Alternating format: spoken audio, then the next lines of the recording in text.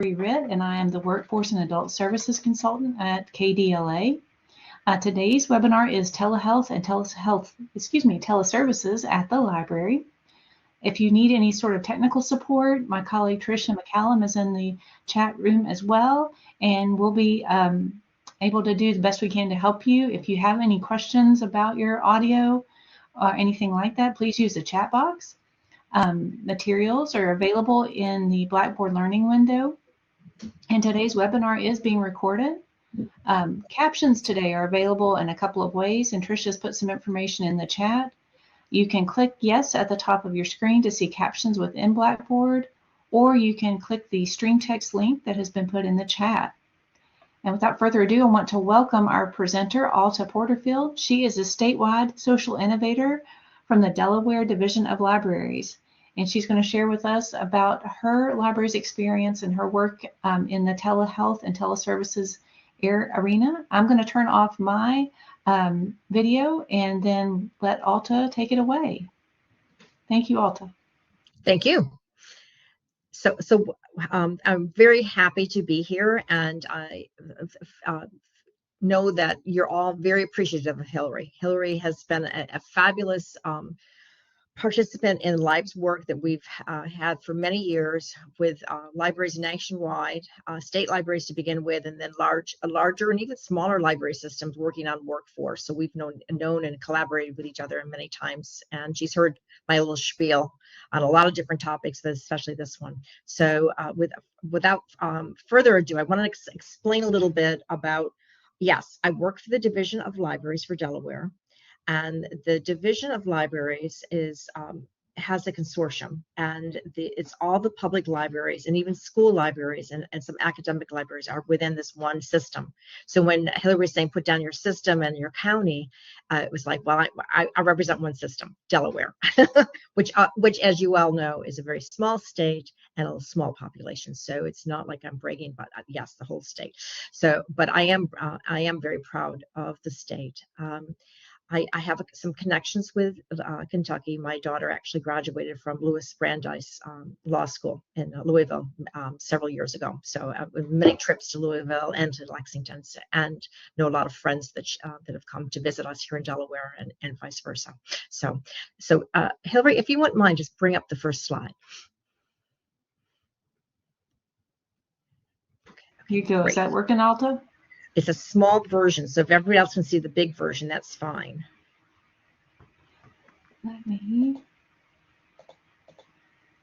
So I have to say, everyone, that this is my first time on Blackboard, so you all have to help me and give me grace. Is that better, Alta? I still see a small version. How about everyone else?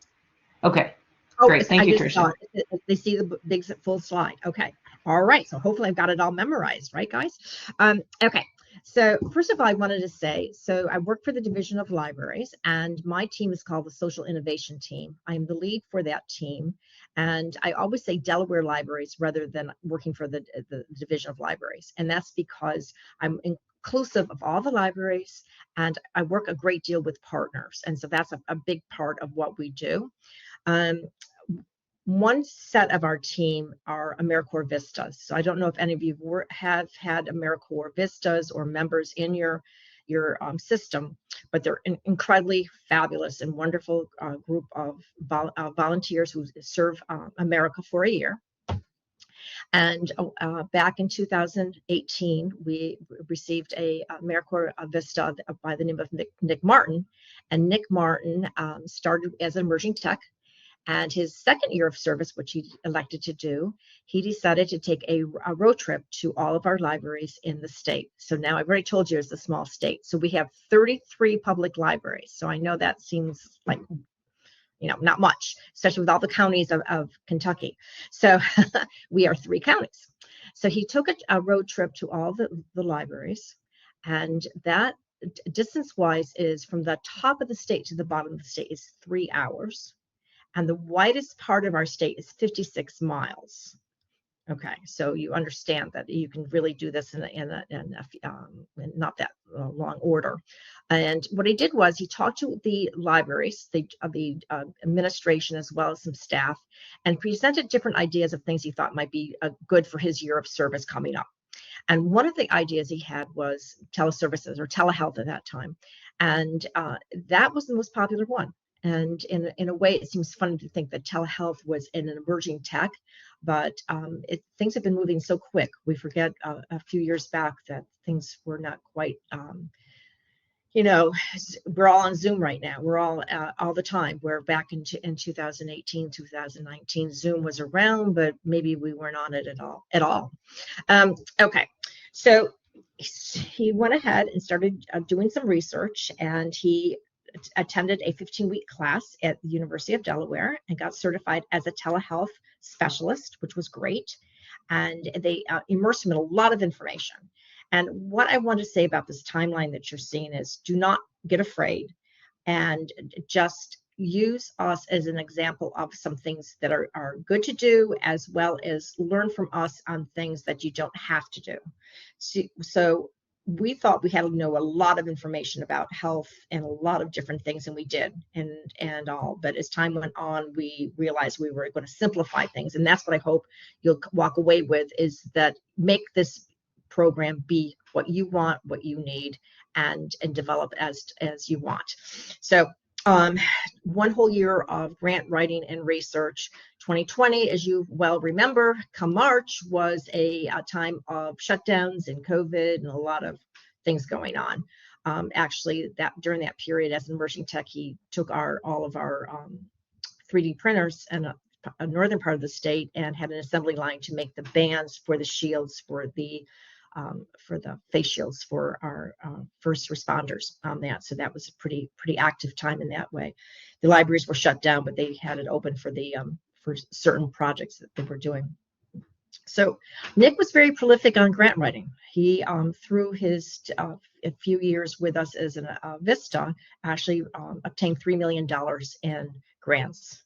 So now, again, I don't want to scare you that this project is going to cost you a fortune to do. It's not.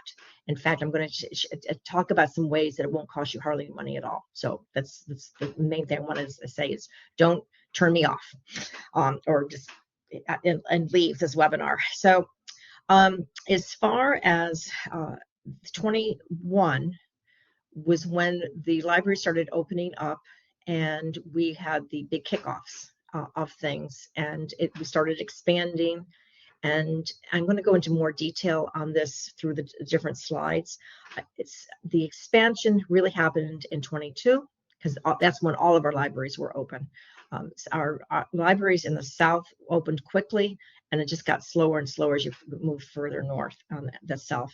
And just recently, we've opened up online booking where people can book online, the kiosks, the times, as well as do the in-person times with our specialists. And I'll go into that a little bit more. So Hillary, I think this is a great time to show the video so you can get a better idea of what I'm talking about, if you wouldn't mind.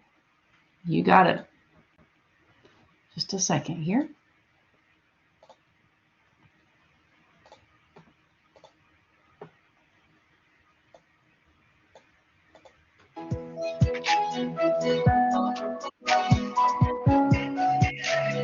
Delaware is a great state. We are a state that has a lot of resources, but also a lot of inequity when it comes to opioid deaths. When it comes to high anxiety and depression, we're not in great shape. Our lack of clinical providers, as well as other professionals, especially downstate, is really severe. So Teleservices are using the technology infrastructure of the libraries so that an individual can meet with a health professional remotely. And we have telehealth booths or small meeting rooms that are set up for these services. Being able to come in here to a telehealth booth and have your appointment and meet with someone and still get your health needs met is a big deal when you either don't have a car or you don't have the resources. Maybe you just don't even have the time to actually travel an hour and a half to go meet someone. So these private spaces, you can do any virtual visit, whether it's a job interview, a legal appointment, telehealth visit. And I think libraries are the perfect place for these programs. So behind us is one of the kiosks here that Delaware is using for their telehealth services. And it does just look like an empty box. But once they go in there, you're not going to be overheard talking to your doctor. You're going to have that privacy that you need. You're going to have everything you need to be able to do your virtual visit. The teleservice specialists are people that listen, people that care, people that want to help. And building that relationship is very important in order for it to work. And what's great about it is the library can focus on the library piece, and then when we come in, we can focus on, the basic needs and the teleservices part. We have great programs with our partners, so we'll set the appointments up for our patrons who use the kiosk to get in contact with those partners. And the goal is that we have these telehealth and teleservices in all libraries in the state, and every library in the state. So the NNLM grant, we're very appreciative because they enabled us to purchase kiosks for the Newark Library and the Dover Public Library. And they are stationed currently at two of our busiest libraries. And just seeing the differences that we're making in the patrons' lives that we come across, it's very rewarding. I hope to see this program flourish forever. So thank you, NNLM. Great. So I'm sure you've got a lot of questions. Hopefully I can answer them as I do the slides, as well as I'm going to allot plenty of time for questions. And as Hillary was saying, please put things in chat. So I'll try to answer them as I see them too on that. So this slide, actually, a lot of it was in one of the slides for NNLM, depression. Unfortunately, we've had a lot of overdose deaths. Delaware's right up there in the top states for that. And we've been working a great deal in that area. And we have actual programs in the libraries for Narcan and all that too. Our southern part of the state is more rural, especially the western part. And that's where we started our kiosk and all. They have less broadband and less transportation. There's not the bus routes and everything. The northern part of the state is quite populated and has much better transportation, buses, and all that is involved in having stronger bandwidth. You'll see more libraries up there too, which also says more urban on that. So can you expand on the required certification? So listen, we started off before really a lot of people in libraries were even thinking of teleservices. So I don't think there is any need for certification. I think for teleservice, it was nice for us, but we got really super serious about what all we needed to know. So we contacted remember, we're small. So we contacted all our hospitals, all our mental health. We have a lot of providers where we're able to really work with things. And we realized libraries aren't supposed to be the doctors or the lawyers or all of this. So I think that NNLM has some classes. There's other free classes that you can take, but as far as getting the full-blown certification, no. And I'll go into that further too, Bobby, as far as billing and all that. There's some of my lessons learned type of thing. So the question is, does it work for your library? That's what I want you to be thinking about as you're hearing what we did. And if it makes sense as far as your area, as far as the needs of your population that are coming into the libraries itself. So not every library we plan to have a teleservice, but we are expanding more than we would have thought. In fact, I've got some expansion news that's probably going to be coming up within the next 2 weeks. So I am going to continue with the next slide. And I can see it full screen now, which is exciting. So thank you, Hillary. So this is one of the kiosks, which is, and this is a 2-person kiosk. So this kiosks are 1 person 2-person and 3-person.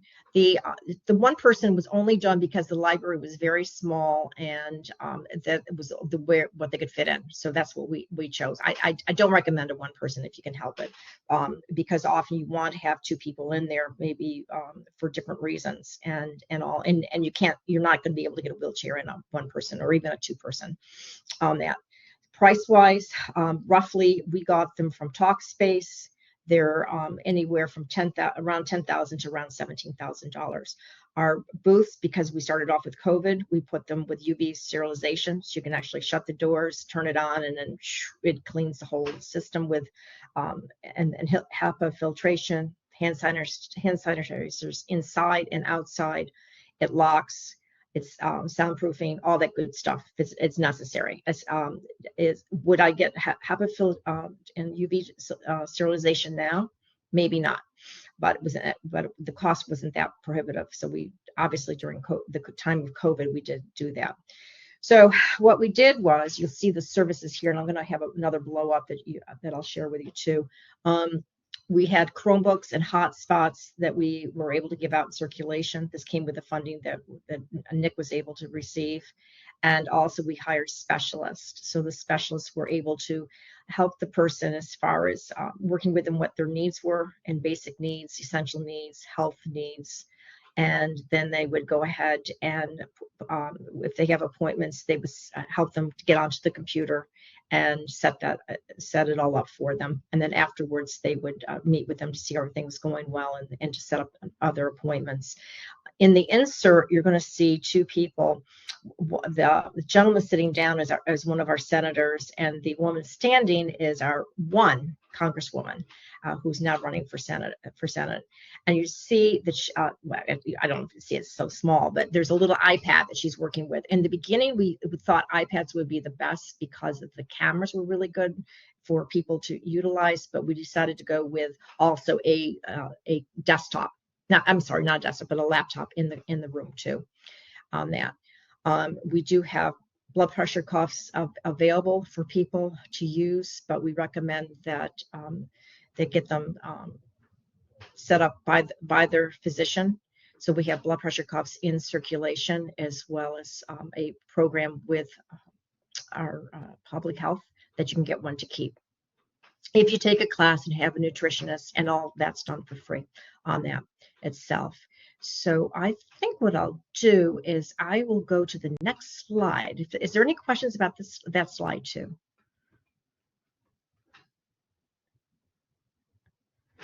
Okay, and I can go back.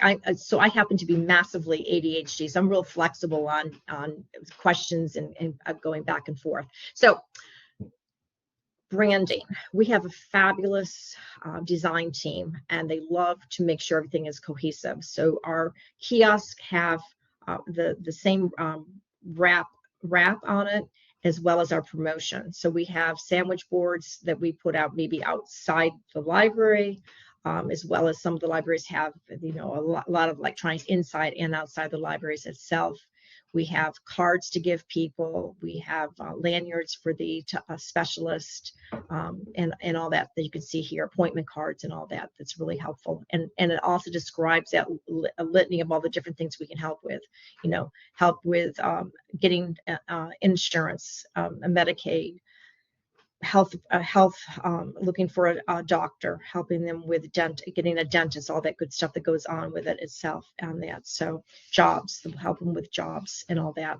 So I will, and these are things that I'm going to share you a link, and Hillary's actually put it in for a link that will have all this information available for you. So not only will you get the slide, but you'll also get that link, and that link will give you all this information and tons of more stuff that, please flatter us by using our stuff. I don't want you to have to keep reinventing the wheel when we have done so much.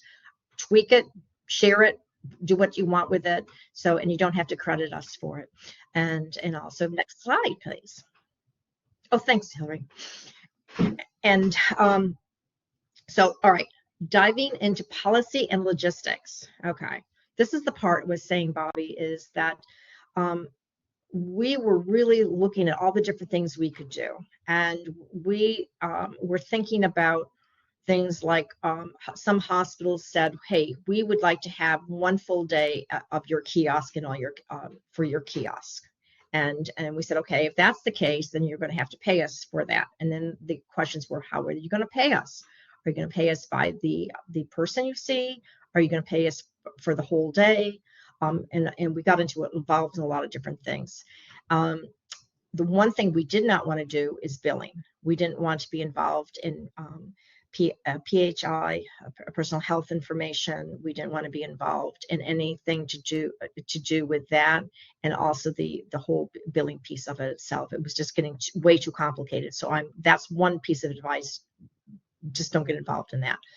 Some models and other libraries in other states are working with certain health providers, and they're handling everything, including all the online appointments and everything else. So that's something that is something to look into. And if that works for you, that's great.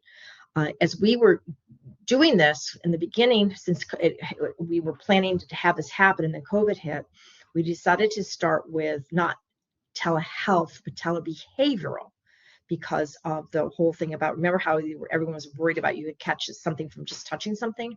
So we thought, well, therapy is going to be less than having people, libraries worried that they're going to get sick, for all these sick people coming in to talk to their doctors. So we started with that, and that made it easier for libraries to feel calmer about it.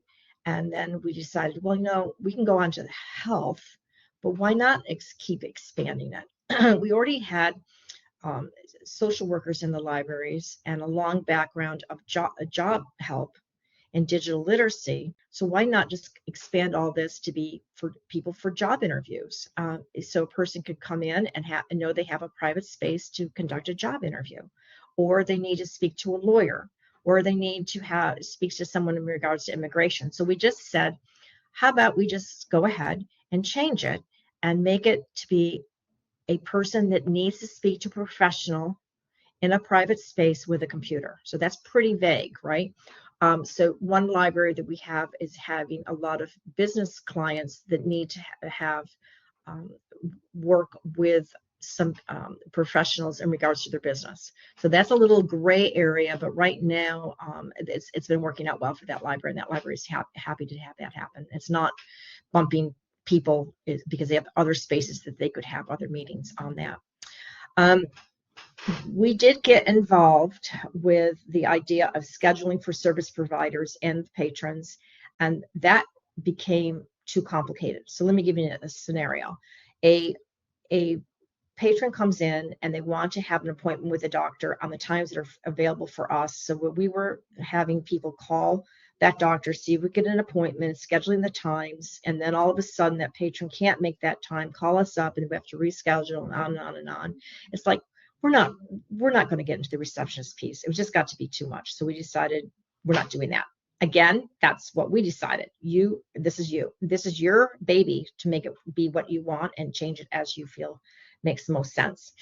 The other thing is, we were very interested in RPM, remote patient monitoring. In fact, we did at one point, we were having a teleservice work group, like Lives Work, where we're getting all the libraries that were involved in teleservice or thinking about teleservice. And we had a company come in and talk about RPM of this marvelous device. And we ended up getting a grant to buy this marvelous device, and working with a couple of hospitals. And what happened was, our state, which is fantastic for security, cybersecurity, said that means that we would own all the data, and therefore we would have to have patrons and everyone contact us for the information in regards to health for these people. And I said, no way. Can you imagine us to have an EMR, medical records that we'd have to constantly do?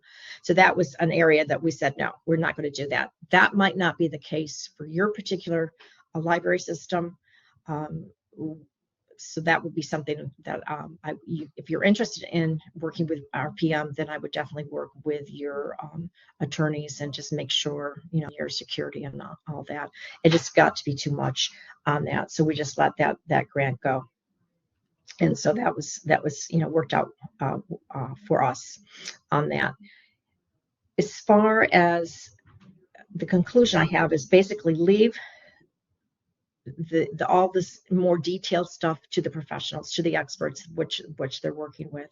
So is there questions about this? People have questions on what I'm talking about?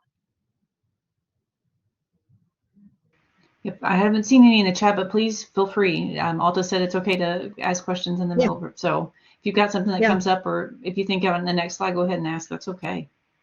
Yeah. I don't mind being interrupted either. Okay, so next slide, please. Okay, so again, do not be overwhelmed by what I'm listing here. We have been extremely fortunate in that our state is seeing what the libraries are doing as integral to the efficiency and effectiveness of what's going on in our state. So when it came to social workers, our Department of Health and Social Services gave us the social workers. Well, they just support us in unbelievable different ways. So this looks very grandiose, but it's because there's this connection between the need, and they see libraries as a place where that we can really help people, and they want to be involved. So partners want to be involved, and the state wants to be involved in all different ways. I'm the lead, and then we have a person who is the administrator over the specialist. We currently have 6, and then we have AmeriCorps Vistas and digital navigators. So the digital navigators, the perfect idea is to have a wraparound services with a specialist helping people with all these health needs and social service needs.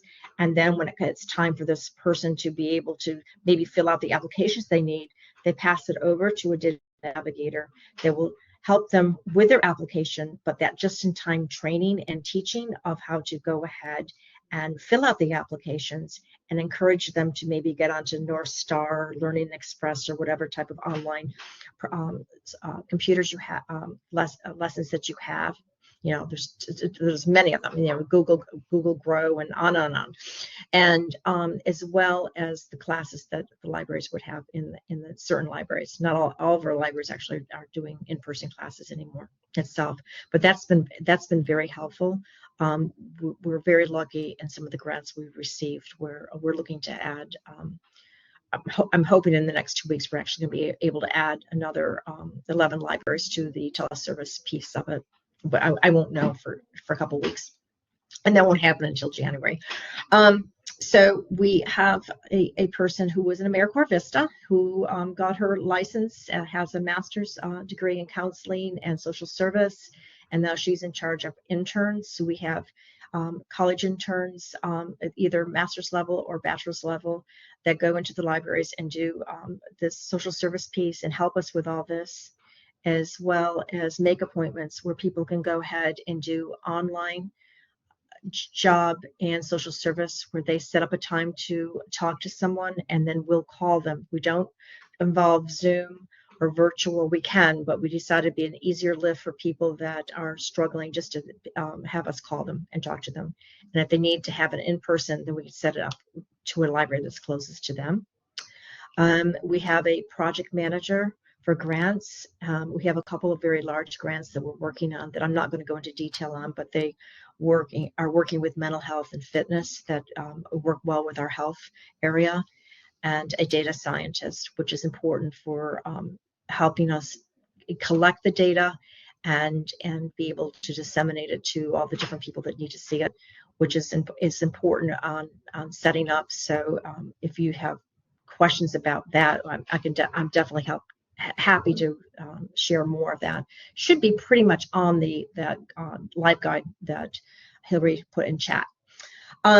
So, okay, great. If you could go back one more slide, perfect. And that's the make appointment. So I was talking about it on one slide, but that's the just a rack card we have. So you can make an appointment with advisor for jobs with social services. And we also have one that currently we're not working with.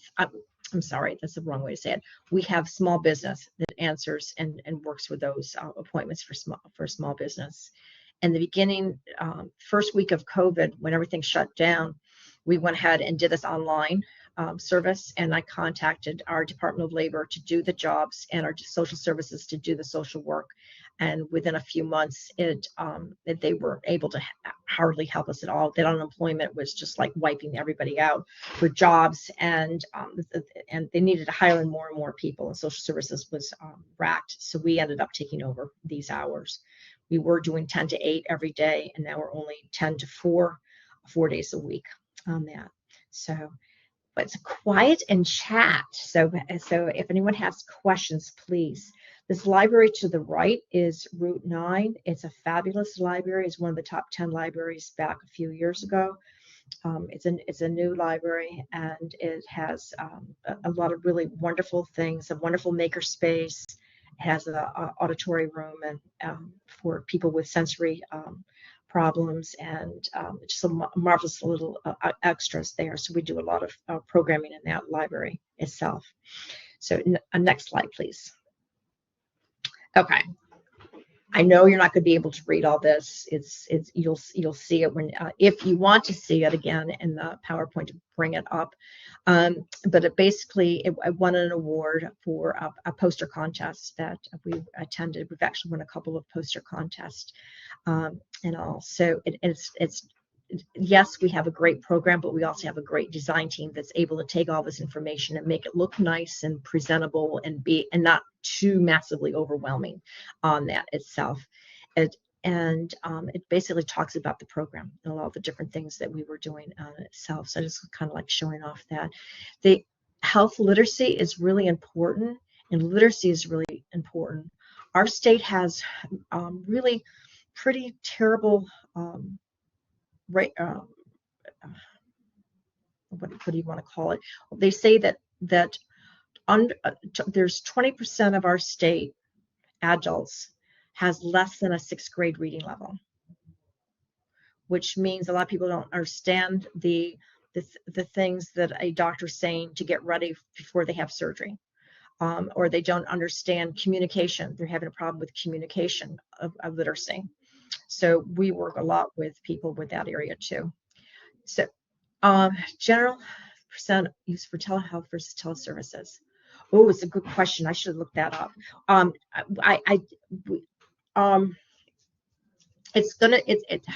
It's still more health than it is teleservices, but it's starting to grow more and more. But teleservices, I'll have to get back with you on that, Tricia. That's a good one, and I don't remember. We have a lot of data, and I should look that up for you. Okay, all right. As far as the times, our teleservices, we're doing only during the daytime.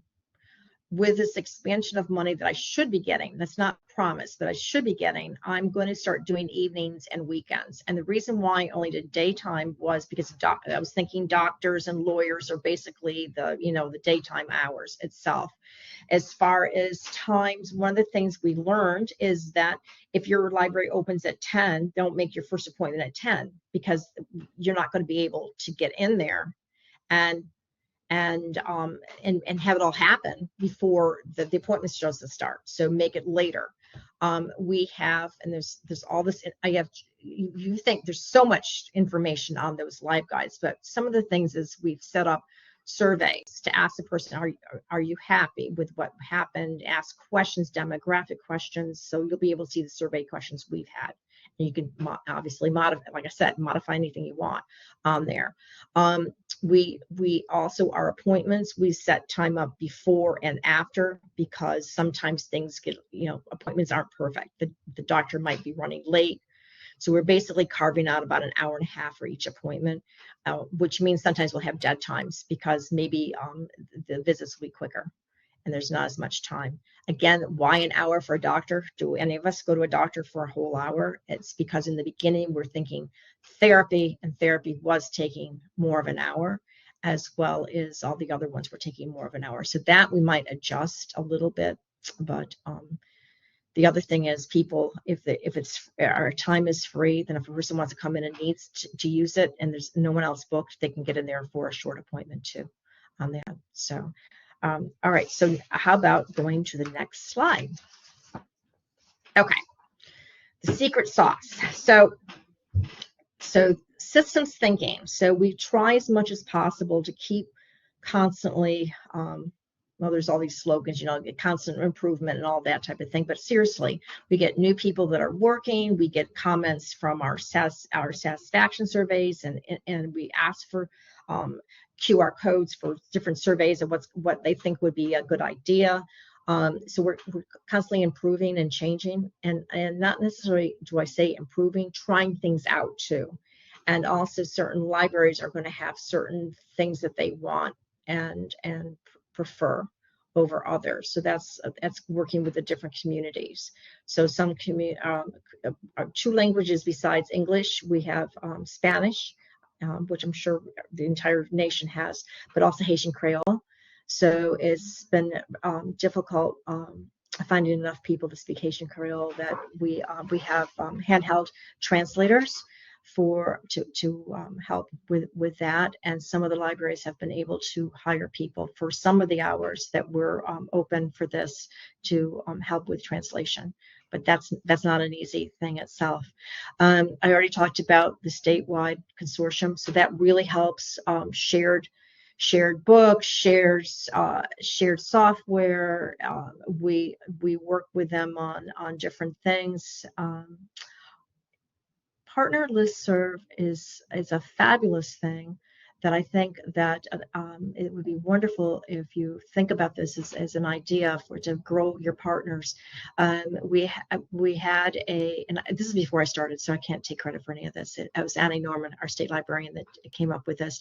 Decided to get this big party together of all the different nonprofits and government agencies to come into a library party, and collected their emails if they wanted it, and we set up this listserv so people could share events, needs, education, whatever, right?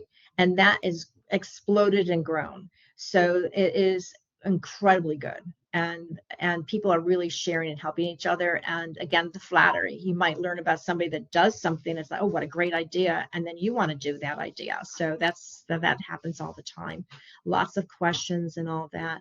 I'm pretty much the one that gets a lot of the questions and all, because I'm seeing I'm kind of was hired to be a networker and to get out there and get with the partners to develop more programming, and that comes right into the social innovation team. Extroverts, Hillary was talking about, what times in us. I said, well, the main thing is shutting me up. So you guys have to shut me up and just ask questions, right? Or shut me up. It helps to have different personalities, and so with our specialists, we want them to also not only be caring and listening, because that's very important to be the social services, but also be the stick-to-itiveness to find out the resources and to be able to help a person and be able to kind of nudge a person to take charge of certain things and get them to do certain things. It takes a lot of skill and all that. Our resources with our partners helps us with the resources that we need to get our people to. So that's very helpful. Back when COVID hit, public health called us and said, hey, can you help us with these home test kits? And so we were the first state to have, we were statewide as far as the library system. We're disseminating the test kits, and we owe $2.6 million of test kits early on. And that was the first go through that we did. There was another one later, but I don't have the numbers for that. It was done only in the northern part of the state for that part. I personally was the one that ordered the test kits for the 2.6 million. I did not do the second wave on that. We're embedded in libraries, so we really know the libraries, we know the staff, we know the community. It's kind of that community health worker model, so that you get to know your resources around you. And I have on that live guide examples of these decision trees. So if we're not there and a person comes in with a need, the library can look at, okay, so if we're not there, is a reference librarian there? No, there isn't a reference librarian there. Then what can we do to help? What are they looking for? And it's a question of what they want. And then you can look on the decision tree, the different areas where a person can go and give it to them we put down on there the walking time. The person has to walk from that library to the location, phone numbers and all that. So that helps staff if no one's there, because there's no way anyone could afford all the staff time for all the things that are needed on that. And just in time, we've learned that so often being there and listening to them and helping them right then and there is the key. But that's a lot of work, right? Pilots keep trying things and you learn. So and don't be afraid to make mistakes. I think one of the reasons why people want me to speak is because all I do is make mistakes all the time. But that makes you feel more comfortable and trying. So if you wouldn't mind, Hillary, go on to the next slide. Okay, so this is really kind of the end. So love to know where you're at as far as your journey on this whole piece. Are you just thinking about doing it? Are doing it? Is anyone like to share? Thank you, Alta. And I'm getting ready to drop in the chat. The Network of National Library Medicine did a telehealth course that is available, I think, on demand now. And actually, Alta and some other libraries, State Library in Hawaii and I believe in Utah, another Western state, was able to provide some examples of what they were doing. But I would love to hear. I know some libraries are offering blood pressure cuffs and blood pressure kits in their libraries now. And so that could be a first step of providing us a resource that some of our grocery stores in Kentucky used to have, or Walmart used to have, where you could go and monitor your blood pressure, but not always available now. So I think that's, if you feel comfortable sharing where you are, that could be, that could be helpful. Or even who could you work with in your community? I know some folks also have good connections with the local healthcare provider, local hospital, but maybe Alta, could you share how did that, you touched on some partners, but who else could you consider as a partner? So what happened was, I have the luxury of, part of what I said when I started, part of my job is networking. So this is, way back when we did everything in person. Now it's Zoom, so it's a little harder to do certain things in Zoom, but it's not impossible. Is that I would go to conferences, I go to meetings, in the state. And so you're there, you're listening to things, you're hearing things, and American Heart just said, well, how about we give you blood pressure cuffs? So I got blood pressure cuffs, and they asked me how many, said how many, and every library but one wanted them, and because they didn't have enough room to keep them in storage, not storage, but on the nearby the circ desk. And then I said, well, I need cases. So they went ahead and bought me cases, because you can't, because the box would just fall apart. And they gave me and I said, well, it's batteries. So we'll give you batteries. Don't worry about it. We'll give you batteries. So don't be afraid to ask. I went to our there was this conference I went to with we're talking about climate. So Delaware, by the way, the entire state is considered coastal. Some roads have water on them at all times. I'm not saying flooded, but they have water on them because the waves go right over. So the thing is I went up to speak to the person that gave the talk, one of the talks, and she said, I've heard about library things. And I said, yeah. And she said, I want to give you induction cooktops. I said, great, fantastic. So we've got induction cooktops that are coming into for the circulation. Other libraries in the nation have done it. So what I'm saying is being done other places. You can, no one can ever say that that we're the first ones that done it. There's always someone else that's done some of it, right? So I'm not trying to say we're all that. In fact, I want to say we're not all that. You all are doing marvelous things with your communities and your libraries. And I know it's been tough this last few years with staff changes and management changes and funding streams and everything else that's going on, and anxieties about everything else in the world. We're working a lot with mental health right now, and stress and anxiety and everything else. So as far as partnerships go, just be open with people. I received the digital equity capacity grant, and I've been trying to see if we could get have partners that could work with us for the competitive grant, and for digital competitive grant, since I can't be an authorized sponsor. So I just put something in the listserv and say, hey, while you're working on all these grants, there's a nonprofit grants and everything else with the digital equity. This is national, by the way. So this is what's happening with you all right now. As I said, hey, while you're looking to write grants for your nonprofit, don't forget libraries. Remember libraries. If you're working, thinking about using libraries as your meeting spaces, we could use some funding. And for the larger grants, hey, remember us. I'd like to talk to you about some ideas we have. So I've gotten many calls and emails. I've got several appointments today. I'm working with our Workforce Investment Board today and Department of Labor on some grants. Some talking about some things today, as well as Medical Society and a couple of other nonprofits, larger nonprofits. So don't be afraid, I guess. So that's part of it. It's just be you, you know.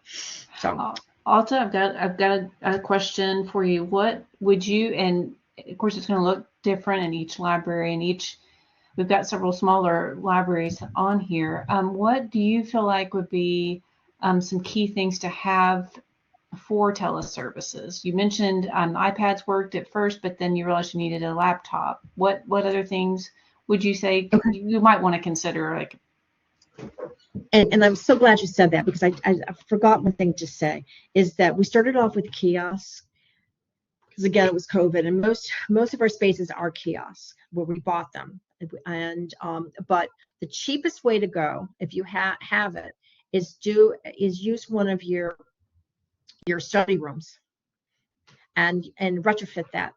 So in the first one we retrofitted, we had a professional sound company come in, and it was quite expensive. So we said, we can do this ourselves. So we went ahead and bought the panels and everything else, and now you can retrofit a study room for not too much money, and it's actually better than the kiosk often, because you can make them. They're often a little more cozy and a little larger, right? So that and most of them you don't have to worry about that ramp, because they're already all one level. So that's a recommendation for that. As far as what to have in your private space, so we're starting to call them private spaces, not kiosks. So some are completely a room that's always dedicated to teleservices, and sometimes it's not. It's only dedicated for certain hours when there is a person in there. So this is where it goes. What you need it to be soundproof. I also recommend, even though it's quite soundproof, is to get one of those noisemakers, those little noise machines. Not so loud outside that it disturbs people, but maybe in at a certain level, the inside or outside. I think a decent computer with decent camera is absolutely a must. Good lighting inside there is a must. A comfortable chair, a table that can be spread out. You don't want paper, and you don't want a wastebasket in there because of any PHI information. So the most you should have is a white erase board with a pen that they can erase all their information afterwards. If they take notes, and then they take a camera to take their notes, and then they erase the board itself on that. So that's important for PHI. I've got a lot of that type of information on there. Some nationwide, some libraries are putting in an oximeter and a blood pressure cuff. I don't put those in a scale. I don't put that in there because I'm emphasizing teleservices, and I'm also the blood pressure. I really should be calibrated. Even though we have them in circulation, you should really get it calibrated by your physician. So it's because they do change depending on the person and the use. So it's not going to be as accurate. But it's up to the library and the person. At least it's not completely inaccurate on that. So that's the basics. We have brochures and literature in there for people for other information. We also have, in fact, even when we first started, we were one of the first, besides the hospitals and everything, we were calling the abuse centers, domestic abuse centers, because a lot of people that come to libraries are they can say, I want to go to the library, and then they could have their the therapist appointment or speak to somebody there, and not seem odd that they're going to there for any other reason on that. So that's it. So see, I'm saying it doesn't have to be expensive, people, to start this. Sure. It's something you've already been doing. A person comes in and needs space because they need to talk to somebody, and you try and find a space for them to talk. Thank you. I've got another question. You mentioned earlier data. What kind of data are you collecting, and how responsible are you? You had touched on that you don't want to be the one keeping all the medical records and being electronic records management for the entire healthcare system for Delaware. Right. But what kind of data do you collect, and how do you kind of protect that and communicate with folks about that data? Yeah. So Microsoft has made it really easy. Microsoft has you can set up your to send out encrypted software with your Outlook. So that's for free, right? You could, if you have you have to have Outlook, but so that's nice. And then the person that's receiving the email has to also have encrypted. It has set up their software to be encrypted. So you have to have updated Outlook and all that good stuff. For our make appointments, we make sure that not a lot of the personal information goes on there. It's secure, but we just want to be doubly secure. You've got to realize that over 60% of the world's corporations are incorporated in Delaware. So our Delaware Technical Institute is massively into cybersecurity. So we are probably over the top of what most states would be as far as being careful, which is good. So as far, I just lost my train of thought, Hillary. So what was the other part of the questions you wanted to Just ask? Well, I guess communicating to the patrons who come in that what you're collecting and how that's protected, but that you all aren't necessarily liable for something. If a cyber attack happened, the library wouldn't necessarily be liable. How do you communicate that? Or so they'll, and you can see it on the live guide. We have these things that they need to read and sign. So when they go into a kiosk and it's not, and if they're doing it without a specialist, then they read it and they have to sign certain things, and then they go to the next screen and sign something else, and then which will be all indicated there. If a person is not digitally capable and their reading ability is not much, then they need to be, when a specialist is there, to go over everything and explain things to them. So that's important. We had that approved by both hospitals, medical, and our attorneys. So that was all.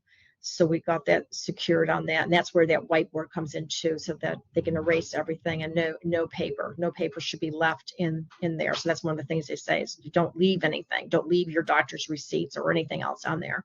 Our specialists will work with people like for their medicine to make like a spreadsheet for them, so they're writing down all this information for the person to take away. We're not if we do something on a computer and print it out for them, we're making sure that we're by the printer to be able to get the information. It doesn't go to a printer and then we pick it up, and then we don't keep that information on our computer. We erase it on our computer, and we're telling them that part. So that's a very popular one, by the way, is people wanting help on all their they have all these pills and they want to know when they take it. We were reading what this says on there, but we always say you should meet with a pharmacologist to be able to make sure it's the best. Well, you've heard all the things about medicine as far as, one doctor does one and one does another, and they're like conflicting with each other.